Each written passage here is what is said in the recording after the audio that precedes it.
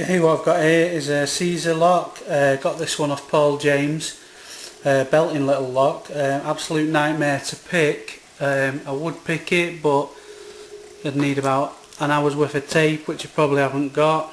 Using a cisa bump key.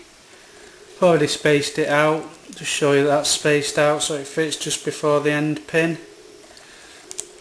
Put that key in. Show you that's locked up. Don't actually have the key for the lock. And I've got bumping that now.